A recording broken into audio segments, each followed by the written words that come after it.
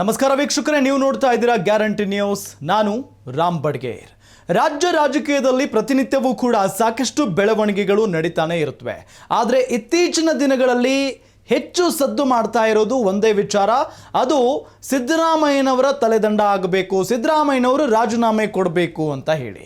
ಈಗಾಗಲೇ ಸಿದ್ದರಾಮಯ್ಯನವರ ರಾಜೀನಾಮೆಗೆ ಆಗ್ರಹಿಸಿ JDS ಮತ್ತು BJP ಒಗ್ಗಟ್ಟಿನಿಂದ ಮೈಸೂರು ಚಲೋ ಅಂದರೆ ಪಾದಯಾತ್ರೆ ಮುಖೇನ ಮೈಸೂರಿನವರೆಗೂ ಹೊರಟು ನಿಂತಿವೆ. ಇನ್ನೇನು ನಾಳೆ ಅಂತ ಅಂದರೆ ಆ ಪಾದಯಾತ್ರೆಯೂ ಕೂಡ ಕಂಪ್ಲೀಟ್ ಆಗುತ್ತೆ. ಪಾದಯಾತ್ರೆ ಮುಗಿಯೋದ್ರೊಳಗೆ ಸಿದ್ದರಾಮಯ್ಯನವರು ರಾಜೀನಾಮೆ ಕೊಡಲೇಬೇಕು ಅಂತ ಹೇಳಿ BJP JDSನವರು ಹೇಳ್ತಾ ಇದ್ರು. ಆದರೆ ಅದು ಸುಲಭದ ಮಾತಲ್ಲ. ಆದರೆ ಸಿದ್ದರಾಮಯ್ಯನವರು ರಾಜೀನಾಮೆ ಕೊಡಲೇಬೇಕಾದಂಥ ಒಂದು ಅನಿವಾರ್ಯತೆ ಎದುರಾಗುವಂಥ ಸಾಧ್ಯತೆ ಇದೆ. ಏಕೆ ಅಂತ ಹೇಳಿದರೆ, ಈಗಾಗಲೇ ನಾವು ಗಮನಿಸಿದ ಹಾಗೆ ಈ ಒಂದು ವಿಚಾರ ರಾಜ್ಯಪಾಲರ ಅಂಗಳಕ್ಕೂ ಹೋಗಿದೆ. ಜೊತೆಗೆ BJP ಒಂದು ಕಡೆ ಒತ್ತಡವನ್ನು ಹಾಕ್ತಾ ಇದೆ. ರಾಜ್ಯದಲ್ಲಿ ಕಾಂಗ್ರೆಸ್ಗೆ ಸಿಕ್ಕಾಪಟ್ಟೆ ಮುಜುಗರ ಆಗ್ತಾ ಇರೋದನ್ನು ಕೂಡ ನಾವು ಗಮನಿಸ್ತಾ ಇದ್ದೀವಿ. ಇದೇ ವಿಚಾರಕ್ಕೆ ಸಂಬಂಧಪಟ್ಟಂತೆ ಒಂದು ಬಿಗ್ ಬ್ರೇಕಿಂಗ್ ನ್ಯೂಸ್ ಲಭ್ಯ ಆಗ್ತಾ ಇದೆ, ಗಮನಿಸ್ತಾ ಹೋಗೋಣ.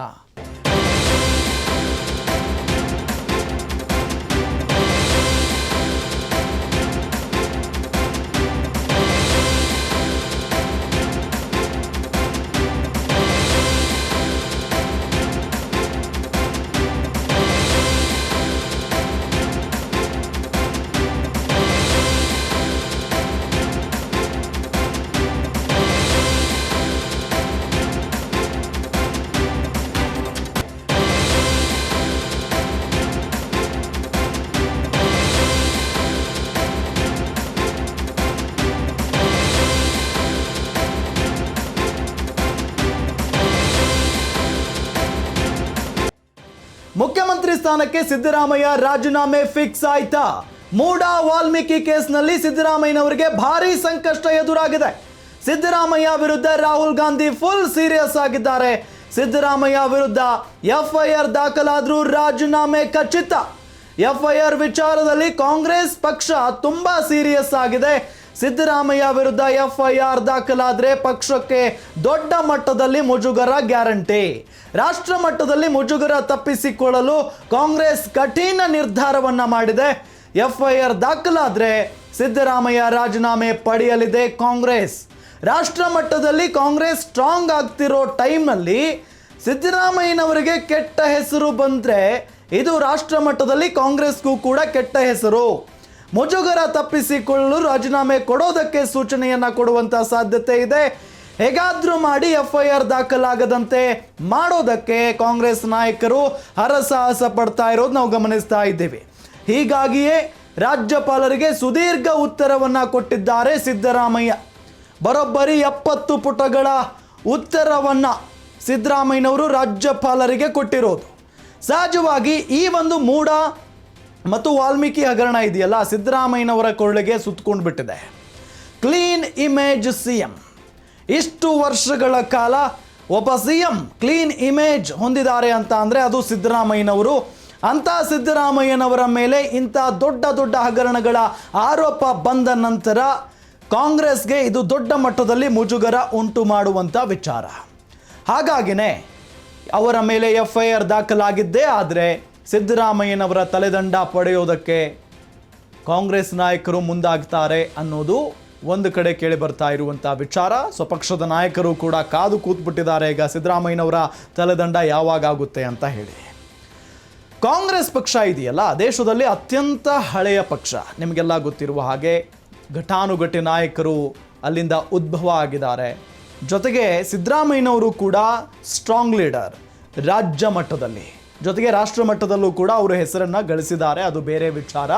ಆದರೆ ರಾಜ್ಯದಲ್ಲಿ ಅಹಿಂದ ನಾಯಕ, ಪ್ರಶ್ನಾತೀತ ನಾಯಕ ಅಂತ ಹೇಳಿ ಖ್ಯಾತಿಯನ್ನು ಗಳಿಸಿದಂಥವರು, ಅಹಿಂದ ಎಲ್ಲ ಏನು ಸಮುದಾಯಗಳಿಗೆ ಅವರೇ ಪ್ರಬಲ ಮತ್ತು ಸ್ಟ್ರಾಂಗೆಸ್ಟ್ ಲೀಡರ್, ನಿಮಗೆಲ್ಲ ಗೊತ್ತಿರುವಂಥ ವಿಚಾರ. ಆದರೂ ಕೂಡ ರಾಷ್ಟ್ರ ಮಟ್ಟದಲ್ಲಿ ಮುಜುಗರ ಆಗುತ್ತೆ.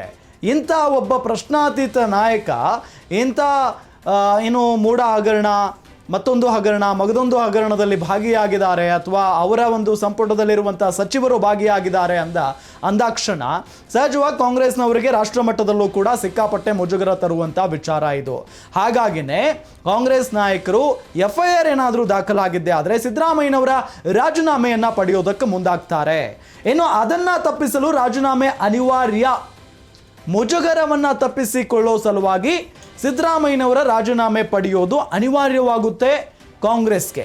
ಯಾಕೆ ಅಂತ ಹೇಳಿದ್ರೆ ಈಗೀಗ ರಾಷ್ಟ್ರ ಮಟ್ಟದಲ್ಲಿ ಕಾಂಗ್ರೆಸ್ ಉತ್ತಮ ರೀತಿಯಲ್ಲಿ ಗುರುತಿಸಿಕೊಳ್ತಾ ಇದೆ. ಹಾಗಾಗಿ ಇಂತಹ ಸಂದರ್ಭದಲ್ಲಿ ಏನಾದರೂ ಒಂದು ರಾಜ್ಯದ ಮುಖ್ಯಮಂತ್ರಿ ಅದು ಸಿದ್ದರಾಮಯ್ಯನವರು ಭ್ರಷ್ಟಾಚಾರದಲ್ಲಿ ಭಾಗಿಯಾಗಿದ್ದಾರೆ ಅಂತ ಹೇಳಿ FIR ದಾಖಲಾಗಿದೆ ಅವ್ರ ಮೇಲೆ ಅಂತ ಹೇಳಿ ಇಡೀ ರಾಷ್ಟ್ರಕ್ಕೆ ಗೊತ್ತಾಗ್ಬಿಟ್ರೆ ಕಾಂಗ್ರೆಸ್ ಮೇಲಿರುವಂಥ ವಿಶ್ವಾಸ ಜನ ಕಳ್ಕೊಳ್ಳುವಂಥ ಸಾಧ್ಯತೆ ಇದೆ. ಹಾಗಾಗಿನೇ ಸಿದ್ದರಾಮಯ್ಯನವರು ರಾಜೀನಾಮೆ ಪಡಿಬೇಕು ಅನ್ನೋದು ಕಾಂಗ್ರೆಸ್ ನಾಯಕರ ಕೆಲವರ ವಾದ. ನೋಡಿ, ಎಲ್ಲರಿಗೂ ಕೂಡ ಎಚ್ಚರಿಕೆಯ ಗಂಟೆಯಾಗುತ್ತೆ ಈ ಒಂದು ವಿಚಾರ. ಸಿದ್ದರಾಮಯ್ಯನವರ ರಾಜೀನಾಮೆಯನ್ನು ಪಡೆದುಕೊಂಡ್ಬಿಟ್ರೆ ಇನ್ನು ಕೆಲವೊಂದಿಷ್ಟು ಜನ ಇದಾರಲ್ಲ ಕಾಂಗ್ರೆಸ್ನಲ್ಲಿ, ಎಲ್ಲೆಲ್ಲಿ ಆಡಳಿತ ಇದೆಯೋ ಕಾಂಗ್ರೆಸ್ನದ್ದು, ಅವರೆಲ್ಲರೂ ಕೂಡ ಅಲರ್ಟ್ ಆಗ್ತಾರೆ ತಪ್ಪು ಮಾಡಬಾರ್ದು ಅಂತ ಹೇಳಿ. ಜೊತೆಗೆ ಕಾಂಗ್ರೆಸ್ಗೆ ಕೇಜ್ರಿವಾಲ್ ಮತ್ತು ಹೇಮಂತ್ ಸೊರೇನ್ ಮಾದರಿ ಅಲ್ಲ. ಕಾಂಗ್ರೆಸ್ಗೆ ಹೇಮಂತ್ ಸೊರೇನ್ ಮತ್ತು ಕೇಜ್ರಿವಾಲ್ ಮಾದರಿ ಆಗೋಕ್ಕೆ ಸಾಧ್ಯನೇ ಇಲ್ಲ. ಬಿಕಾಸ್ ಕಾಂಗ್ರೆಸ್ ಅತ್ಯಂತ ಹಳೆಯ ಪಕ್ಷ ಮತ್ತು ಆಮ್ ಆದ್ಮಿ ಪಾರ್ಟಿ ಈಗೀಗ ಬಂದಿರುವಂಥ ಪಾರ್ಟಿ, ಹೇಮಂತ್ ಸೊರೇನ್ ಕೂಡ ಅಷ್ಟೇ. ಅಂಥವರನ್ನೆಲ್ಲ ಮಾದರಿಯಾಗಿ ಇಟ್ಕೊಳ್ಳೋದಕ್ಕೆ ಸಾಧ್ಯ ಇಲ್ಲ. ಯಾಕೆ ಅಂತ ಹೇಳಿದರೆ ಸಿದ್ದರಾಮಯ್ಯನವರು ತುಂಬ ಹಿರಿಯ ನಾಯಕರು, ಜೊತೆಗೆ ಕಾಂಗ್ರೆಸ್ ಕೂಡ ಅತ್ಯಂತ ಹಳೆಯ ಪಕ್ಷ, ಜೊತೆಗೆ ಕಾಂಗ್ರೆಸ್ ಕಲ್ಚರ್ ಕೂಡ ಅದು ಅಲ್ಲ. ನೋಡಿ, CM ವಿರುದ್ಧ FIR ಆದರೆ ಅದು ಅತ್ಯಂತ ಮುಜುಗರ ಪಡುವಂಥ ವಿಚಾರ ಆಗ್ಬಿಡುತ್ತೆ. ಕಾಂಗ್ರೆಸ್ಗೆ ರಾಷ್ಟ್ರ ಮಟ್ಟದಲ್ಲಿ ತುಂಬ ದೊಡ್ಡ ಮಟ್ಟದ ಹಿನ್ನಡೆ ಆಗೋದಕ್ಕೆ ಈ ಒಂದು ವಿಚಾರ ಸಾಕು. ಬಿಜೆಪಿಯವರು ಈ ವಿಚಾರವನ್ನು ದೊಡ್ಡ ಮಟ್ಟದಲ್ಲಿ ಎನ್ಕ್ಯಾಶ್ ಮಾಡ್ಕೊಂಡ್ಬಿಡ್ತಾರೆ. ಹಾಗಾಗಿನೇ ಕಾಂಗ್ರೆಸ್ನವರು ಇದನ್ನು ಇಲ್ಲಿಗೆ ಮುಗಿಸೋದಕ್ಕೆ ಪ್ರಯತ್ನವನ್ನು ಪಡ್ತಾ ಇದ್ದಾರೆ. ಜೊತೆಗೆ ಪದೇ ಪದೇ ಹೋಗಿ ರಾಜ್ಯಪಾಲರನ್ನು ನಾವು ಭೇಟಿ ಮಾಡೋದನ್ನು ನಾವು ಗಮನಿಸಿದ್ದೀವಿ. ಪೊನ್ನಣ್ಣ ಆಗಿರ್ಬೋದು, ಕೆಲವೊಂದಿಷ್ಟು ಸಚಿವರುಗಳಾಗಿರ್ಬೋದು, ಹೋಗಿ ರಾಜ್ಯಪಾಲರಿಗೆ ಯಾವುದೇ ಕಾರಣಕ್ಕೂ ಪ್ರಾಸಿಕ್ಯೂಷನ್ಗೆ ಹೊರಡಿಸಬೇಡಿ ಅಂತೆಲ್ಲ ಮನವಿಯನ್ನು ಮಾಡ್ಕೊಂಡಿದ್ದು ನಾವು ಗಮನಿಸಿದ್ದೀವಿ. ಇದರ ಜೊತೆಗೆ FIR ಆಗದಂತೆ ಹೇಗಾದರೂ ತಡಿಬೇಕು ಅಂತ ಹೇಳಿ ಕಾಂಗ್ರೆಸ್ ನಾಯಕರು ಬಹಳಷ್ಟು ಪ್ರಯತ್ನವನ್ನು ಪಡ್ತಾ ಇದ್ದಾರೆ. ಅಕಸ್ಮಾತ್ ಆಗಿ FIR ಆಗಿದ್ದೇ ಆದರೆ ಸಿದ್ದರಾಮಯ್ಯನವರ ತಲೆದಂಡ ಫಿಕ್ಸ್ ಅನ್ನೋದು ಇಲ್ಲಿ ಗೊತ್ತಾಗ್ತಾ ಇರುವಂಥ ವಿಚಾರ. ಜೊತೆಗೆ ಈ ವಿಚಾರವನ್ನು ರಾಹುಲ್ ಗಾಂಧಿಯವರು ಬಹಳಷ್ಟು ಸೀರಿಯಸ್ ಆಗಿ ತೆಗೆದುಕೊಂಡಿದ್ದಾರೆ ಅನ್ನೋದು ಕೂಡ ಗೊತ್ತಾಗ್ತಾ ಇರುವಂಥ ವಿಚಾರ. ಹಾಗಾಗಿ ಕಾದು ನೋಡೋಣ ಏನಾಗುತ್ತೆ ಅಂತ ಹೇಳಿ. ಆದರೆ ಸಿದ್ದರಾಮಯ್ಯನವರು ಅಷ್ಟು ಈಸಿಯಾಗಿ ಕುರ್ಚಿ ಬಿಟ್ಟು ಕೊಡುವ ಮಾತೇ ಇಲ್ಲ ಅನ್ನೋದು ಕೂಡ ಎಲ್ಲರೂ ಹೇಳ್ತಾ ಇರುವಂಥದ್ದು. ಏಕೆ ಅಂತ ಹೇಳಿದರೆ ಅವರು ಒಂದು ಸಮುದಾಯದ ನಾಯಕ ಅಲ್ಲ, ಬಹಳಷ್ಟು ಸಮುದಾಯಗಳ ಪ್ರಶ್ನಾತೀತ ನಾಯಕರು. ಅಹಿಂದ ಸಮುದಾಯದ ಪ್ರಶ್ನಾತೀತ ನಾಯಕ ಸಿದ್ದರಾಮಯ್ಯ, ಅವರ ರಾಜೀನಾಮೆ ಅಷ್ಟು ಸುಲಭ ಅಂತೂ ಅಲ್ಲ. ಆದರೆ FIR ಆಗಿದ್ದೇ ಆದರೆ ಹೈಕಮಾಂಡ್ ಮುಂದೆ ಸಿದ್ದರಾಮಯ್ಯನವರು ತಲೆ ಬಾಗಲೇಬೇಕಾಗುತ್ತೆ. ಕಾದ್ ನೋಡೋಣ ಏನಾಗುತ್ತೆ ಅಂತ ಹೇಳಿ. ನೋಡ್ತಾ ಇರಿ ಗ್ಯಾರಂಟಿ ನ್ಯೂಸ್, ಸುದ್ದಿ ಖಚಿತ, ನ್ಯಾಯ ನಿಶ್ಚಿತ.